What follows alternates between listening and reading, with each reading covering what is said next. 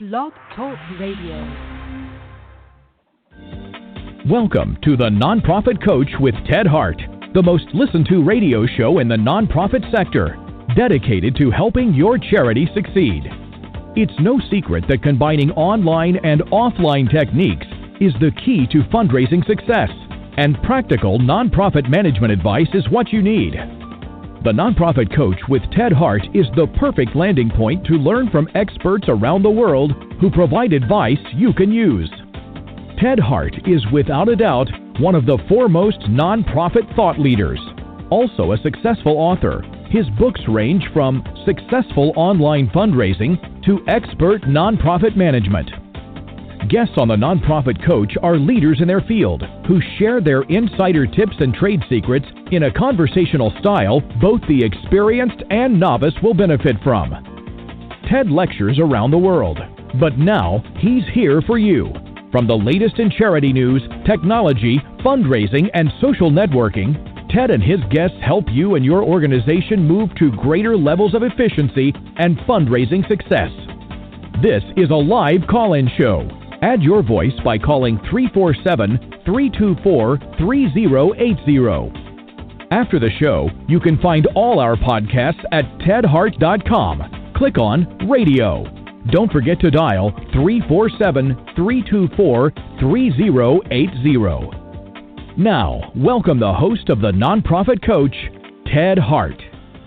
And welcome to this latest edition of the Nonprofit Coach. Thanks for joining us today. This show is always one of the biggest shows of the year. Of course, we have our experts on today to talk about the GivingUSA 2016 report.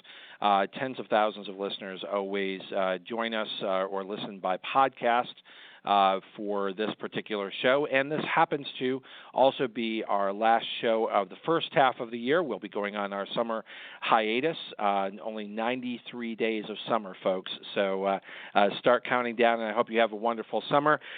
Mark your calendars. The Nonprofit Coach radio show will come back live after the summer. We will have our first live show back here on September 20th. As always, here on the Nonprofit Coach, you can join us over in the chat room.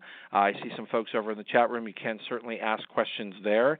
You can, as the announcer mentioned, call in when we get to our page 2 experts at 347-324-3080. For the super shy, you can also email me your questions at tedhart@tedhart.com. As always, here on the Nonprofit Coach, we start with page 1 news.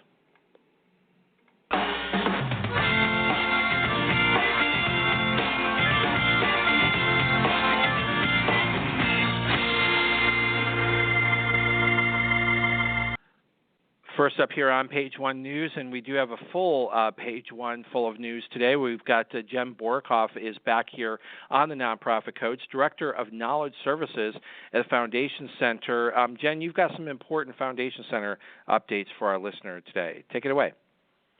Hi, Ted. Thanks. So I'm coming to you all with 3 big updates to share. We could go on, but we have 4 to 6 minutes, so I will fill them up. So the first update is really exciting. It's the relaunch of issuelab.org. So IssueLab is where the social sector finds and shares what we're collectively learning about social problems and their solutions.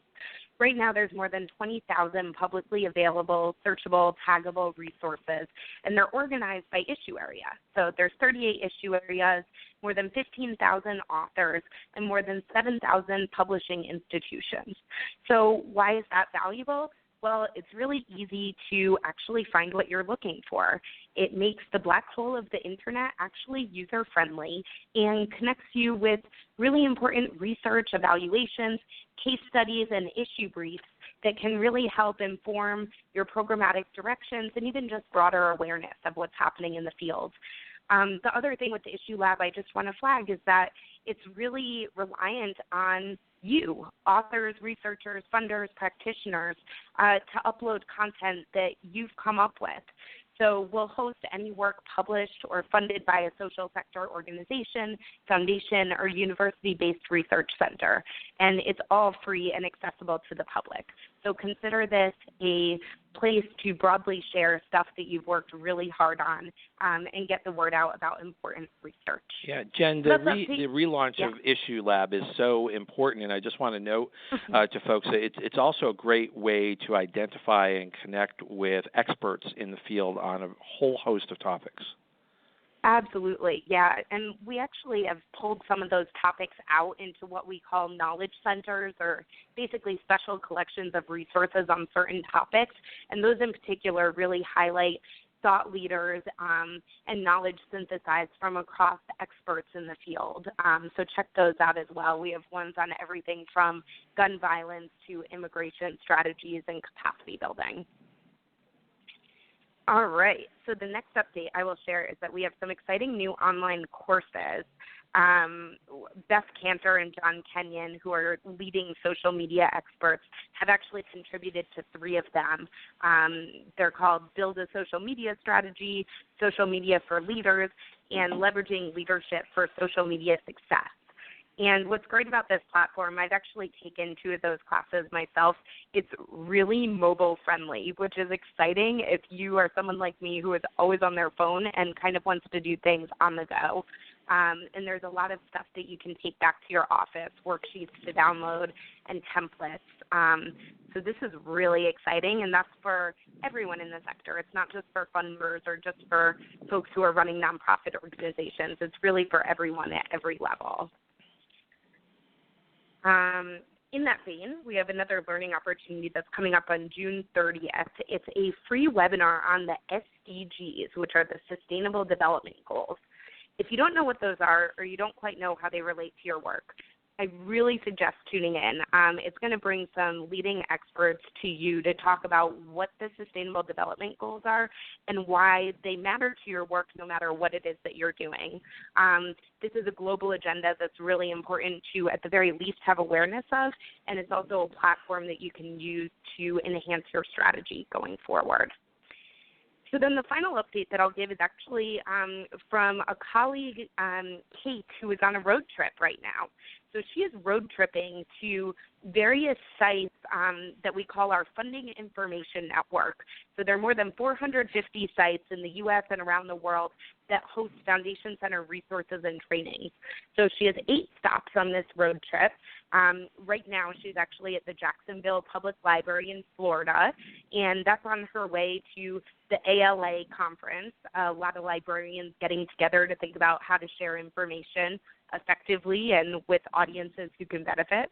And she's stopped everywhere from Philly to Virginia Beach to Charleston. And at each site, there's been a class that's been taught, and she's met local community members. And so I just want to highlight this to say wherever you are, there's probably a place to go to access all of our resources for free and from librarians or other site managers who can really help you navigate all of the information out there to the nonprofit sector. So you would find your local FIN by going to grantspace.org. And grantspace.org will also have a recap blog after she completes her road trip. That's terrific, So those are my Jen 3 Borkoff. big updates. Those are big updates, and I urge everyone to check out the sites, Issue Lab and Grant Space in particular. And Jen Borkoff, Director of Knowledge Services at Foundation Center, thanks so much for joining us. We'll see you back here on the show in September. Have a wonderful summer. Thanks, you too. Next up here on the Nonprofit Coach, Gabe Cohen is joining us for the GuideStar Minute. Gabe, bring us up to date at GuideStar. Hi, Ted. Thanks. And first off, a belated happy anniversary to you. I think I missed that last month, so congratulations on that. Oh, yeah, thank you. Yeah, big 6th anniversary. Absolutely. So we are pretty excited over here at GuideStar. Something that we've been working on for a while now, launched within the last month since we last talked to you, and that's our Platinum Seal of Transparency.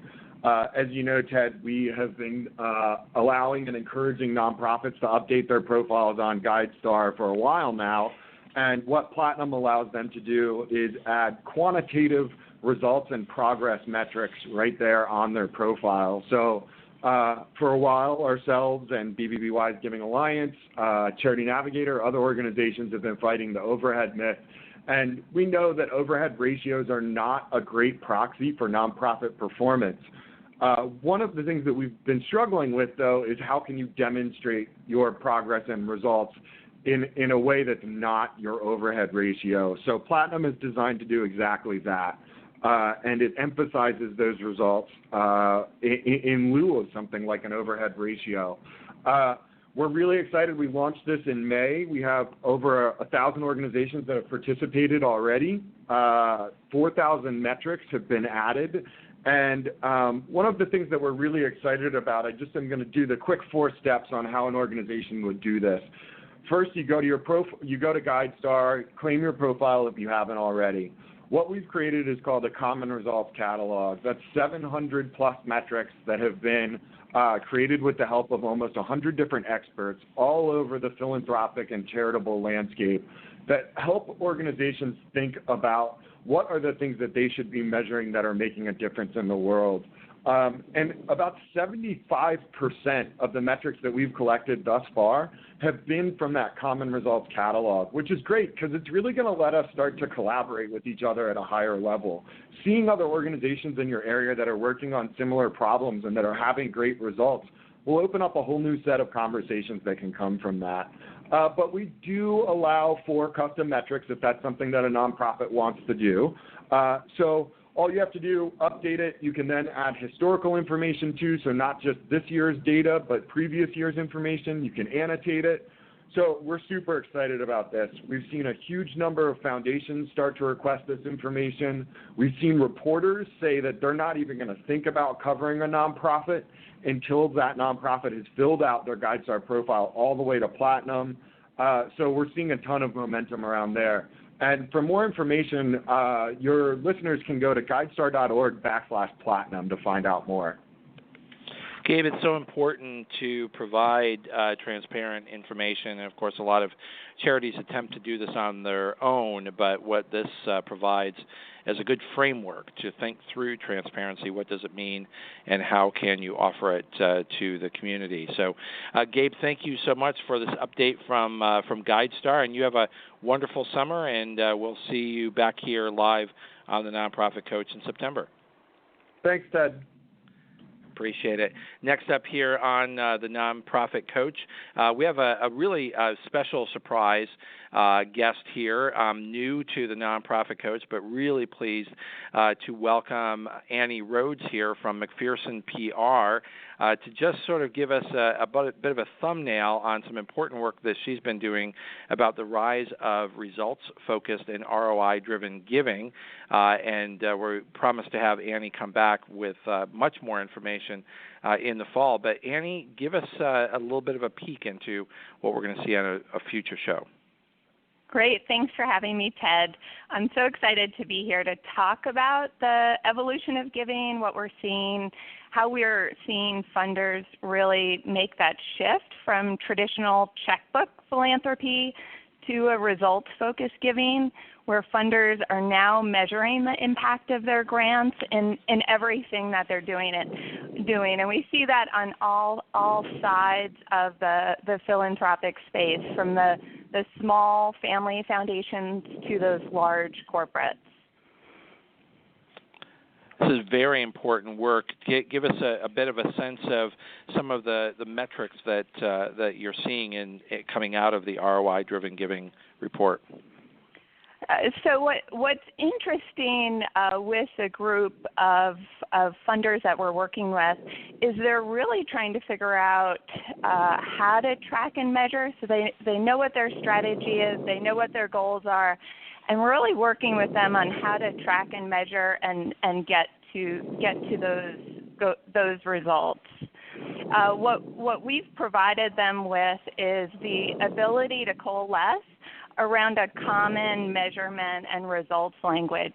So we've built a sector source taxonomy. So you understand what other funders are working towards and see which results are most powerful, so you can adopt those into your process. So it's a great way to learn from the experience of others and be able to share information in an impactful way. Exactly. And we're Go ahead. No, I was just going to say that as part of the Blackbaud team, we're excited as part of Blackbaud to have both the nonprofits and the funders having this conversation together. So we're bringing everyone to the table to encourage collaboration and that upfront conversation in the application cycle, so that when the grant starts, that everyone's on the same page and tracking to the same results. And the funders are encouraging their nonprofits to actually use those results to help to share more broadly with other stakeholders or for future funding opportunities. So it's an opportunity to, as Gabe was saying, that transparency into the cycle for that nonprofit to share their results to attract other future funders or donors.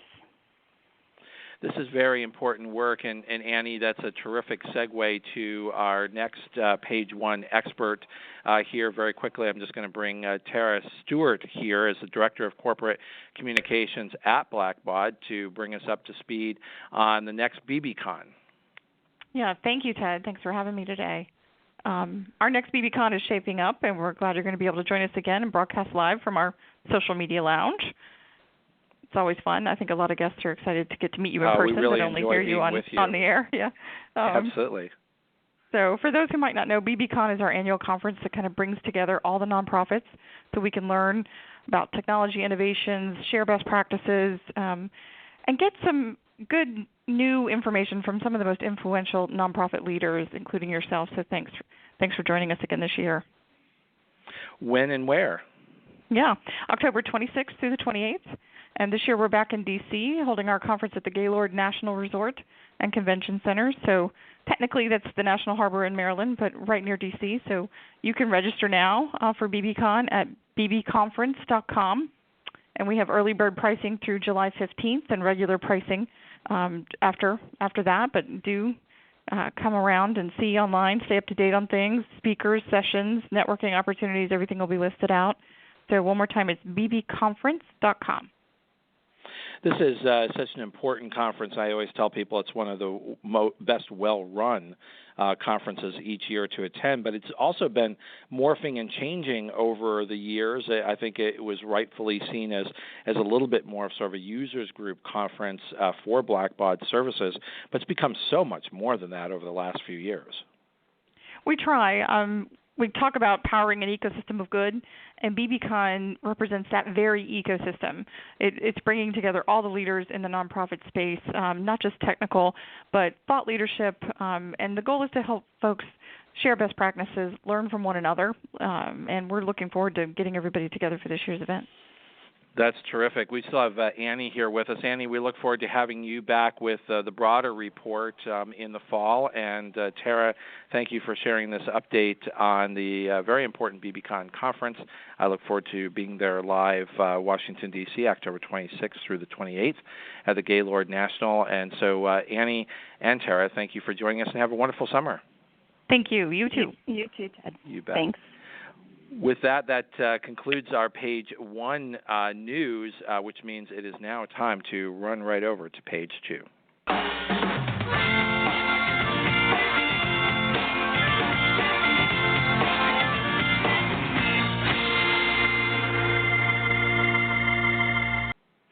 Today, of course, our topic is the GivingUSA 2016 report, discussion of American giving in 2015. We have two of the foremost experts in this country on this data. Peter Fissinger is here with us. He is the president and chief executive officer of Campbell Company. Peter has nearly 30 years of professional experience in institutional advancement, and he chairs the Advisory Council on Methodology for GivingUSA and serves on the board of the Giving Institute. Also here live on the Nonprofit Coach, we have Keith Curtis, who is the chair of the GivingUSA Foundation, founder, president of the Curtis Group. Keith has more than 30 years of experience working on behalf of philanthropic organizations, and over that time, Keith has become recognized and an expert in all aspects of fundraising and nonprofit management. So we are in good hands today, gentlemen, on this very important report. Let's start off with Peter. Give us a little bit of an introduction, and then Keith, if you can come in and maybe share with us the big news on the numbers. Thank you, Ted. It's really nice to be here again this year. And the overview I would give is just to clarify for the audience what GivingUSA is. It is the longest-running annual report on U.S. charitable giving. We have estimates in the report for sources of giving and amounts received by type of organization. It's published by the GivingUSA Foundation, of which my colleague Keith is the current board chair, and thanks for that good, important service that you're providing to the foundation, Keith. It was begun in 1956 by the American Association of Fundraising Council, which is now known as the Giving Institute, and Keith's firm and Campbell Company are both active members of the Giving Institute. I think it's important to note that this research is made possible by contributions from the Giving Institute member firms, foundations, and other donors, and we invite your listeners to go on the GivingUSA website if what they hear today interests them, and to consider downloading the free executive summary that is provided, but also consider purchasing either the annual book that we publish or slides that they may use with board members, donors, and staff. And if they do that, any purchase that they make will help support the research for next year. This data is researched and written by the Indiana University Lilly Family School of Philanthropy, and we're very pleased to have this partnership with the Lilly School. They are true leaders in academic research around philanthropy. They created the first doctoral program in our field, to my knowledge, and they've done a great job for many years in doing this research. So with that, I'll turn it over to Keith. Thanks, Peter. And Ted, thanks for having both of us back on again. It was a lot of fun last year when we did this and really being able to share these numbers, and we appreciate the opportunity.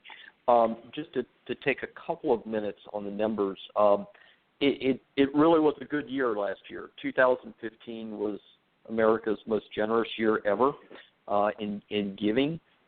Charitable donations hit a record for a second year in a row at around $373 billion. Total giving grew about 4% in that year. And what's really key, I think, is if you look at the total giving by a 2-year time span, that in that 2-year time span, 2014, 2015, giving hit a double-digit increase, reaching a 10.1% increase in inflation-adjusted dollars.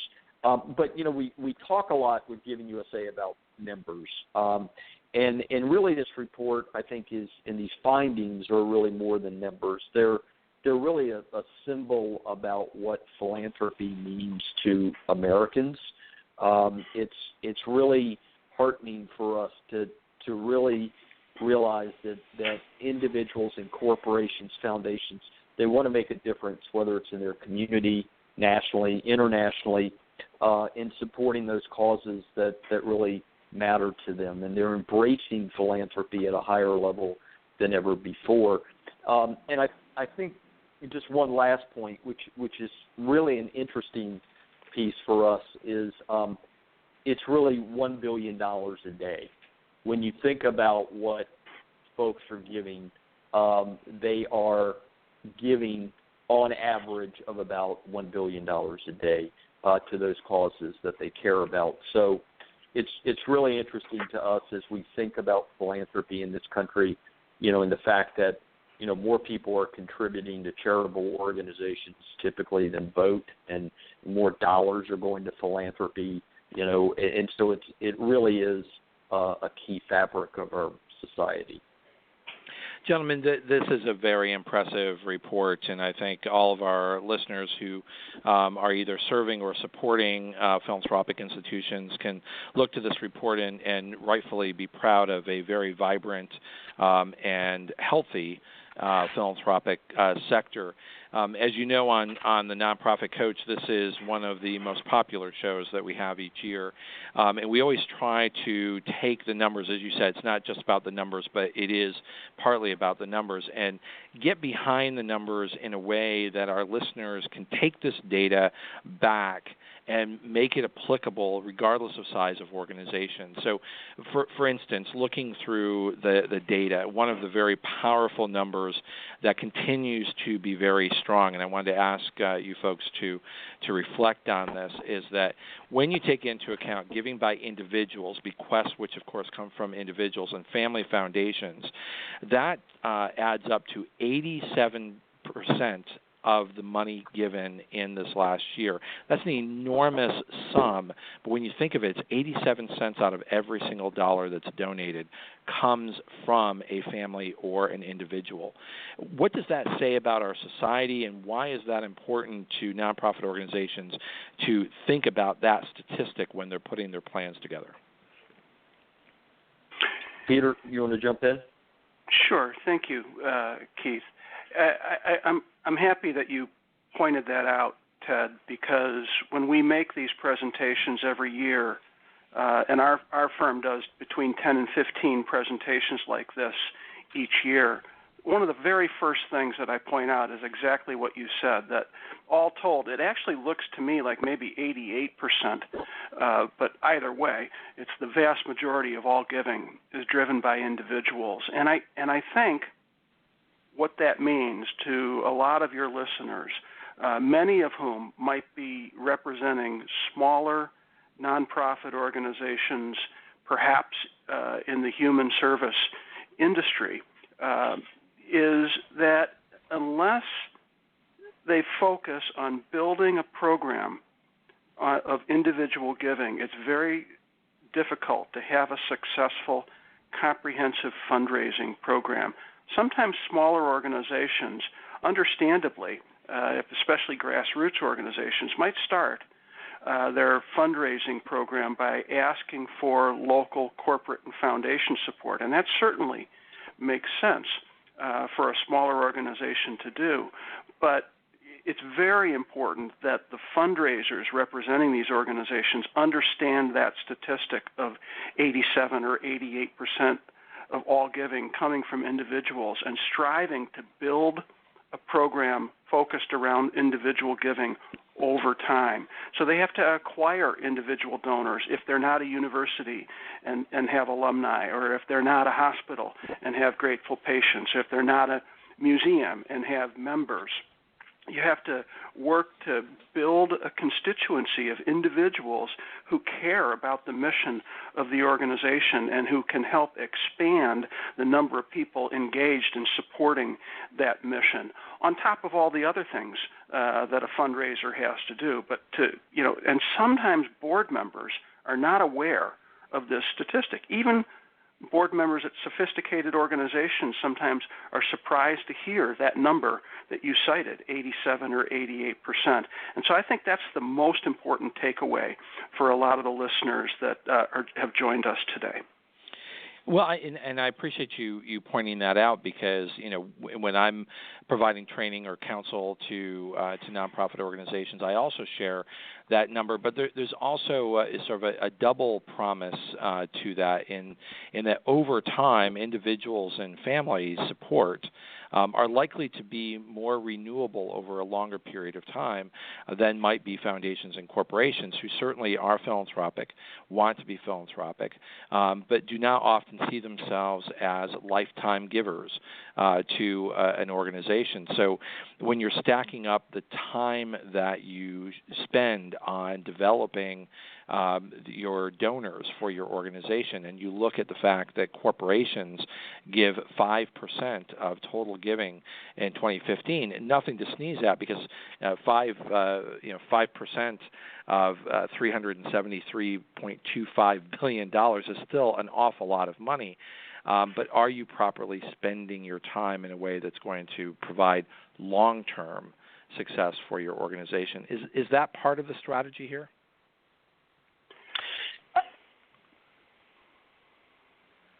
I think it certainly is part of the strategy. Sorry, Keith, I thought you were going to comment there. Corporate and foundation support are very important to many, many nonprofit organizations, and seeking that support is critical to the missions of many organizations represented on this show today. But to your point, many corporations give to help create programs that they think are critical to their community, and look to see those programs to become more self-supporting through other sources of philanthropy over time. Foundations do the same. Of course, there are exceptions to that rule. Another thing to note about corporations is that total includes in-kind giving, which is estimated to be a fairly considerable portion of the total. About close to 20% of all giving might be in-kind giving. This includes pharmaceutical giving, or giving of medications from pharmaceutical companies, and giving of food to food banks across the country. So the actual dollar amount of cash that received by some organizations might even be smaller than the number that you quoted. And not to say that those in-kind gifts aren't important, but again, it's a matter of measuring your success for long term. Right. And I think also, one thing to add to Peter's point on the corporate giving and the foundation giving, it does oftentimes it helps validate, especially foundations, because they're taking the nonprofit through a rigorous piece. But what we're also seeing is they are becoming much more focused on maybe specific programs that they'll fund, and then they'll move along, as Peter talked about and you've talked about, Ted. And the other thing is what's happening with corporate giving now is we're seeing much more of that, as corporations would call it, more strategic giving, where they're giving really focused on sort of what their mission is. And so, right. It's not as easy just to go to that corporation. And if you really do work with these individuals and tell that story, they're going to be passionate for a long time about what you're doing. What we know is that from households, over 60% of households are making a gift in any typical year. The other thing we should note is that in addition to those individuals giving, a big chunk of that individual giving is coming from a really small percentage of the population too, which is those high net worth donors. And those high net worth donors are giving, and as one of your earlier guests talked about, they're really looking for that impact. So they want to learn about the organization and feel like their gift is really making a difference.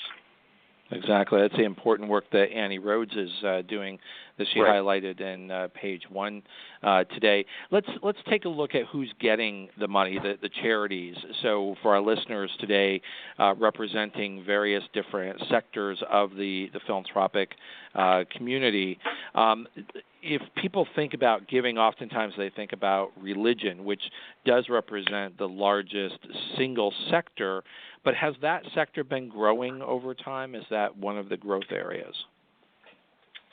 As you look at those sectors, religion continues to be the big piece of the pie, with over 30% of all giving going to religion. If you went back 20 years or so, that piece of the pie would have been 50%. So the pie itself is shrinking.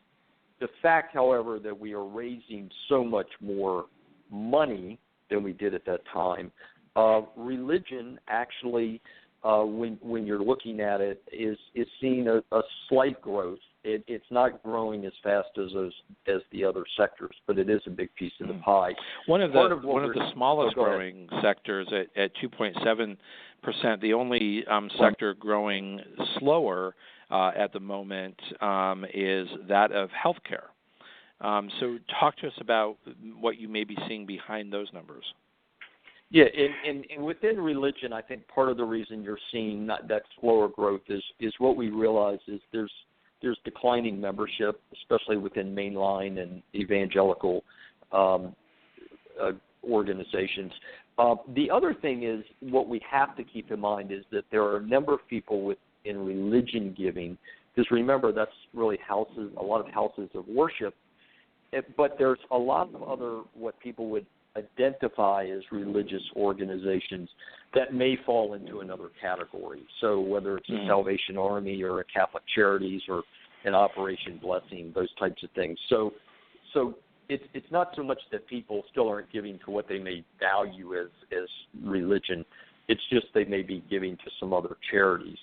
The healthcare piece has been interesting, and Peter, it'd be interesting to get some of your thoughts on this too, since you guys I know do some work in this sector. But really, as you look at it, not only is it one of the lowest increases year over year, but if you look at the last 5 years of giving, from 2011 to 2015, healthcare had the smallest increase of any of the 9 sectors that we're tracking.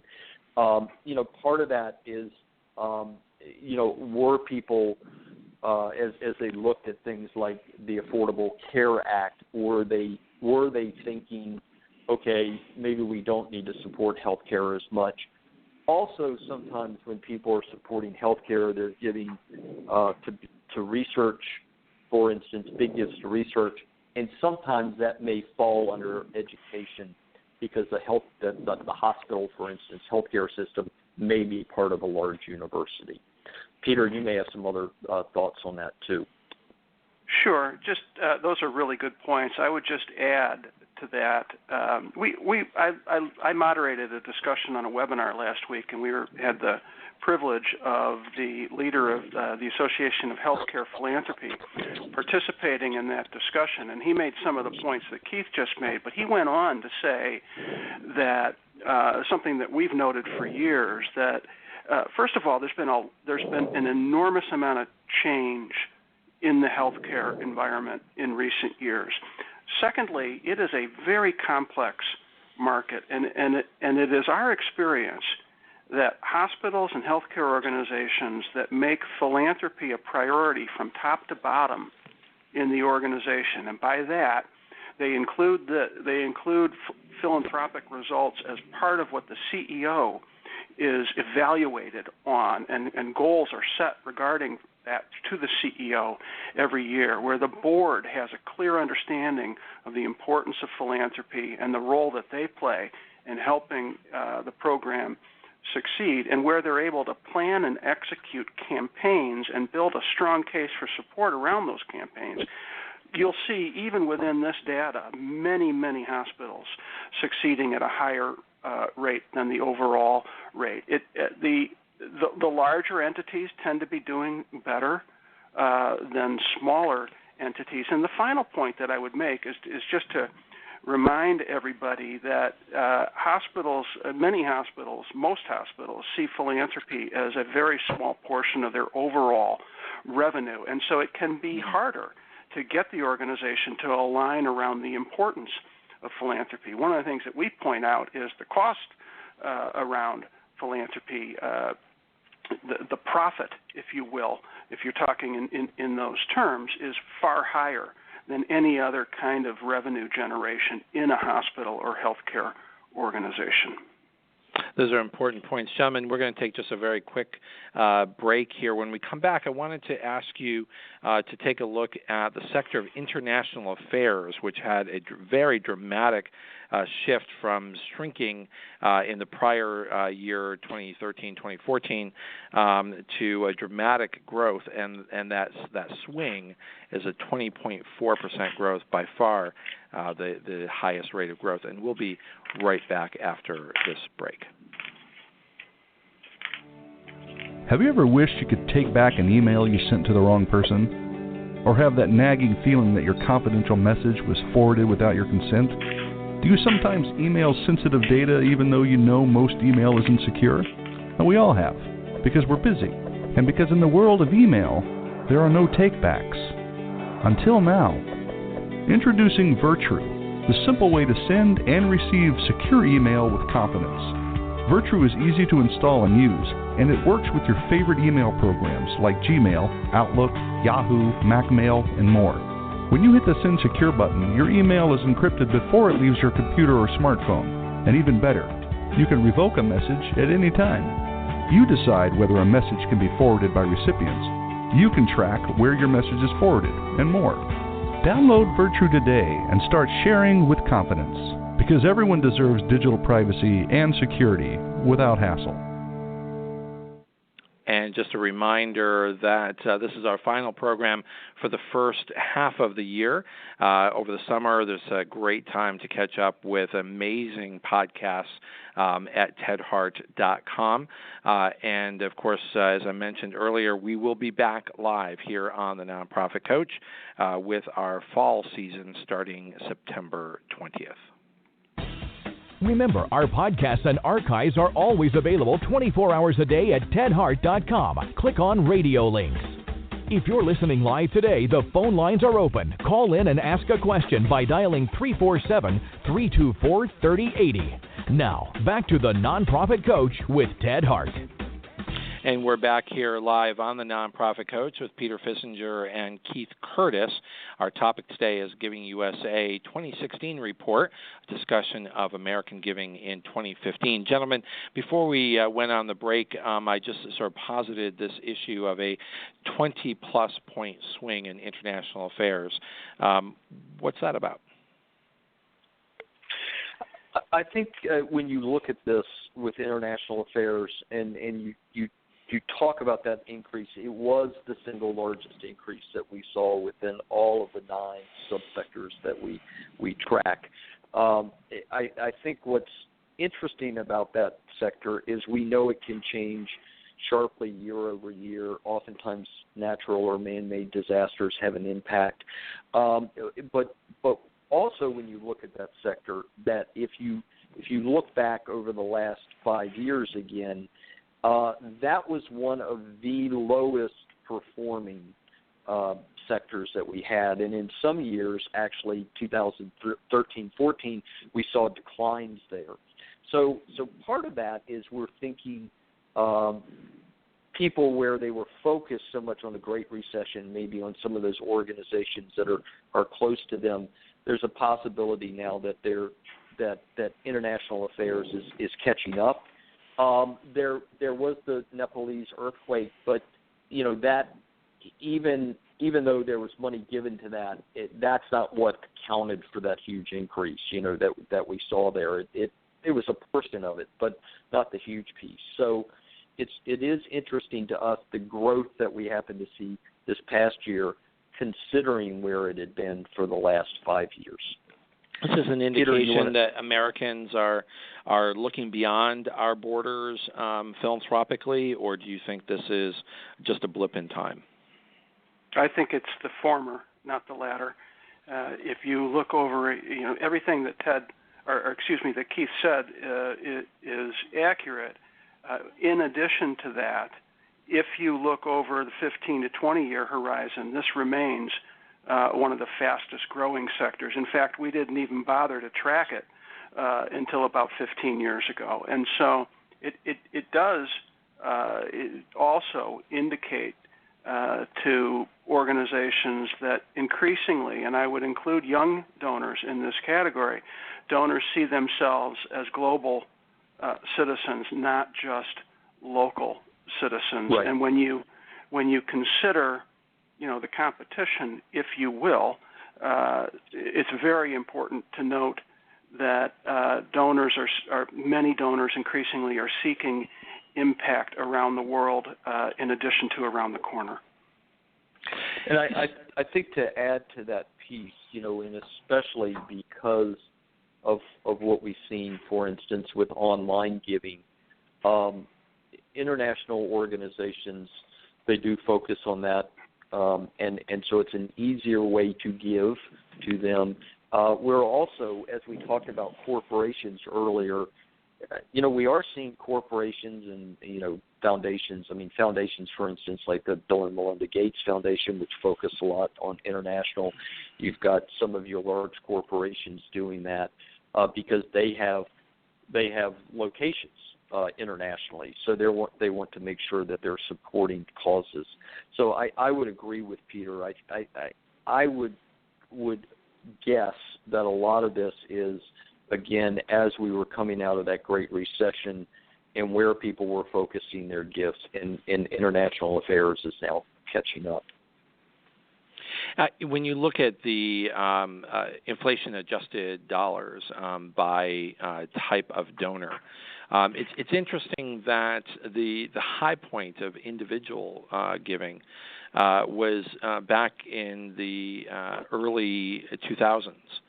And that while we certainly have the most generous giving as a total this year, the giving by individuals sector has not yet reached that high point.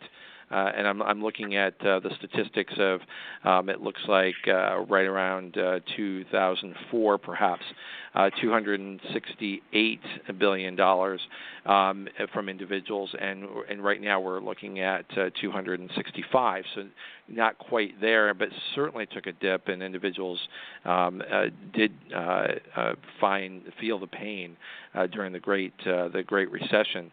And I'm wondering if there's any numbers behind that, or do you find that individuals are that much more sensitive to fluctuations in the economy than perhaps as we see pretty straight line for foundations giving?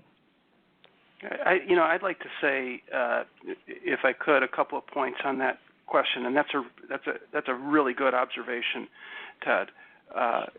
The truth of the matter is, there's enormous room for growth in philanthropy. We're excited that people are as generous as they are, but it's our job to help organizations and to help individuals think about how they might give more. And there's great room for growth. If we could get to 2.5% of the gross domestic product as opposed to 2.1, that's the single biggest way that we could move the needle on philanthropy. And Giving Institute and GivingUSA is focused on that. However, behind the numbers, I think this increasing trend of individuals creating family foundations and creating donor-advised funds. Donor-advised funds are estimated to have given up, to have increased by 5,000% since 1991, and now account for 5.5% of all giving. I also think that there is some migration effect in those numbers, but you make a very valid point. Go ahead. No, I was just going to really emphasize this piece that as Peter is talking, there is room for growth. We also, because of the economy, there are some folks that are, still recovering from that. So that's one piece, and hopefully they'll catch up. But I think this piece about these private family foundations and these donor-advised funds, I mean, they really are the growth that we've seen in both of those. And keep in mind, there's a number of donor-advised funds, that as we're looking at that people are putting into community foundations or these national funds, the private family foundations they have. So it's really interesting to look at these donor vehicles and how nonprofits really need to be thinking about them, not just, we happen to get this gift from a donor-advised fund.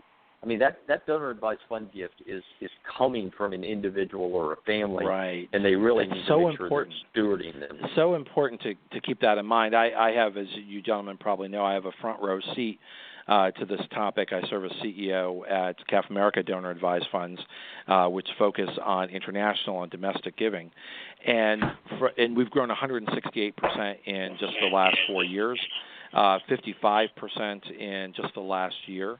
And what we see is people who want to be more thoughtful, strategic, and impactful in their giving want to have the ability to take their time in thinking through how they want to give, when they want to give, and where they want to give, as opposed to, I think, what has been traditionally sort of, that push at holiday time, give, the pressure to give during the holidays.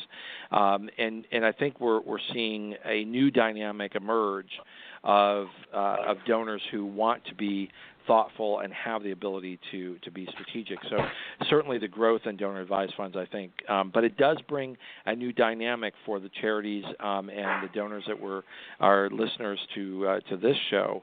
And you just brought up the key issue there, and that is I think a lot of folks look at donor-advised funds, and because they can't solicit them like they solicit a corporation, a foundation, or an individual, they just seem like this anomaly that is a problem in the sector.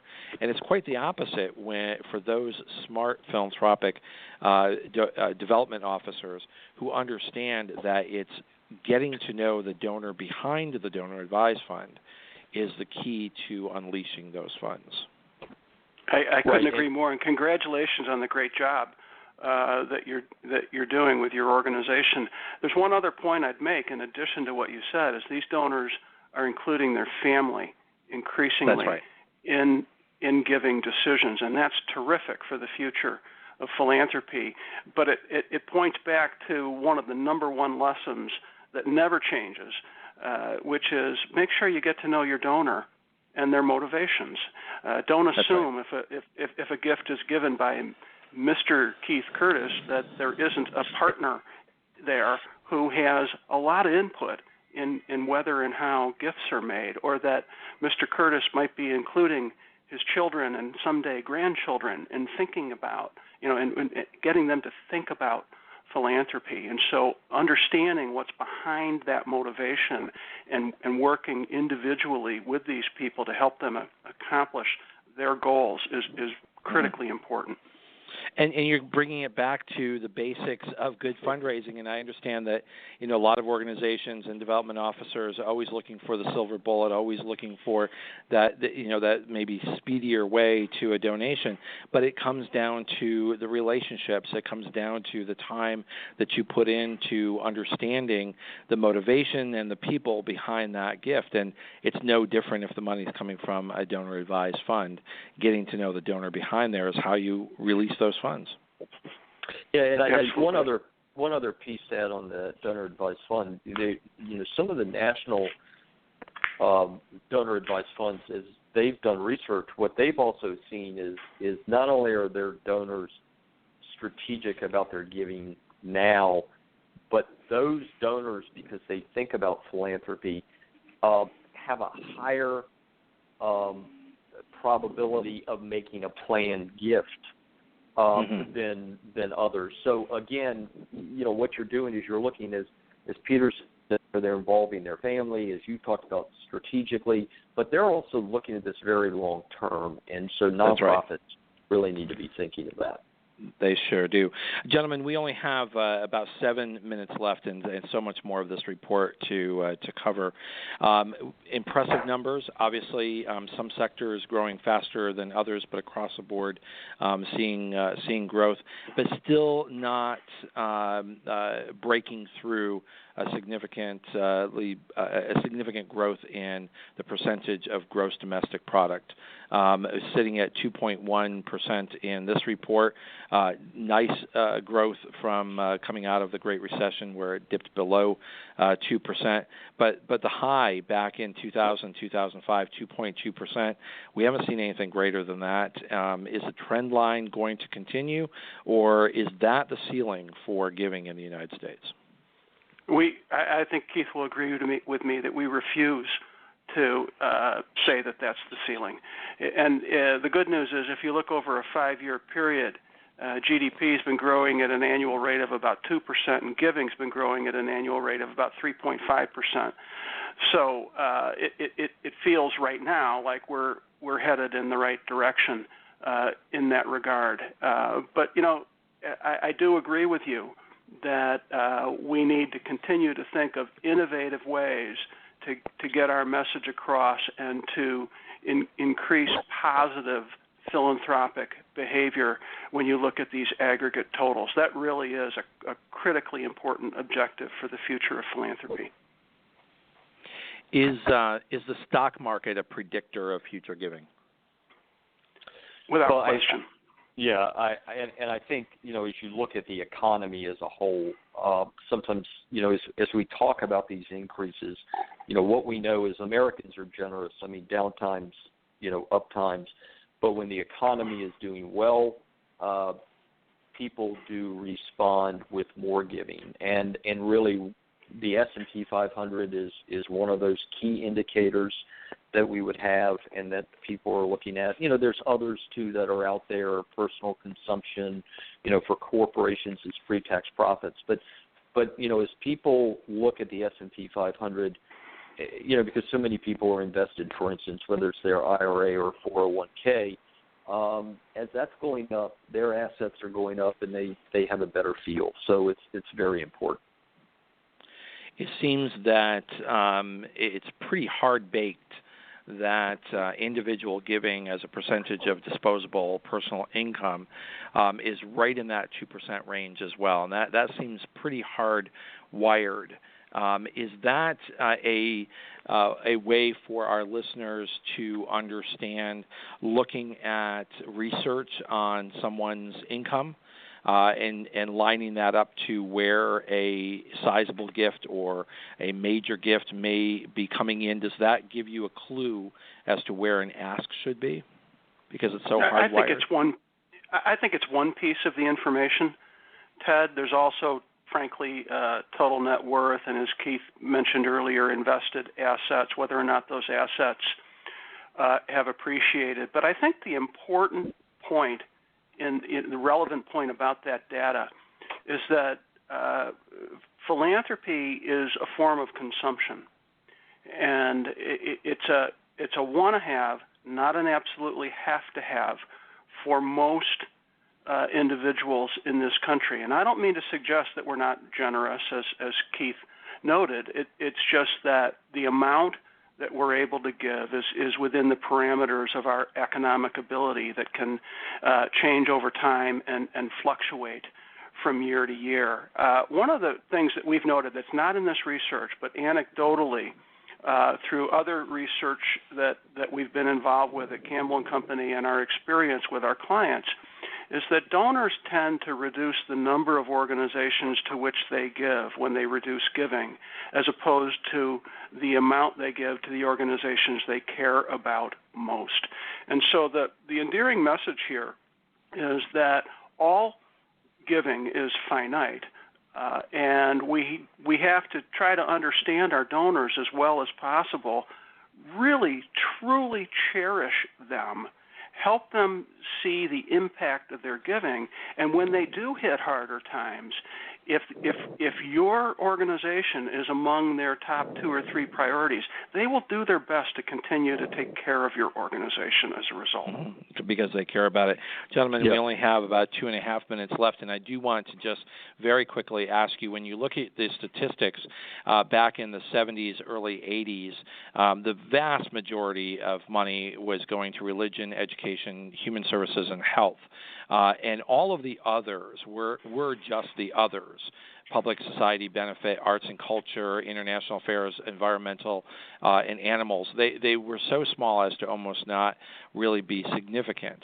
Now when you look at the statistics, they're all over the place. Religion has shrunk, the others have grown, but now there is more diversity in giving. Is this a factor of the Internet? I think it's a factor. It's a couple of things. I think the Internet does play a piece in it. It is much easier now to research organizations that you're interested in giving to. It's also much easier. Keep in mind, online giving is still only about 7 or 8% of all giving in this country. But those groups that you mentioned, international affairs, and to some degree environment and animals, there are a lot of people, that are searching out those organizations, making those gifts online, and they're not always right there in their community. So they've been able to broaden, as Peter mentioned earlier, it's become much more global in the way people view their philanthropy. I want to thank Peter Fissinger and Keith Curtis. Gentlemen, I'm going to have to, unfortunately, we're running out of time here. Peter Fissinger, President and Chief Executive Officer, Campbell Company, and Keith Curtis, Chair of the GivingUSA Foundation. Thank you so much. Thought-provoking information here. We really appreciate you always coming on and giving us the story behind the story of the great giving cycle here in the United States. Gentlemen, thank you and have a wonderful summer. Thanks for having us. You've been listening to the Nonprofit Coach Radio Show with Ted Hart. Tell all your friends to check out our production schedule and download our iPod and iPad-friendly podcast at tedhart.com. Thanks for listening to the Nonprofit Coach.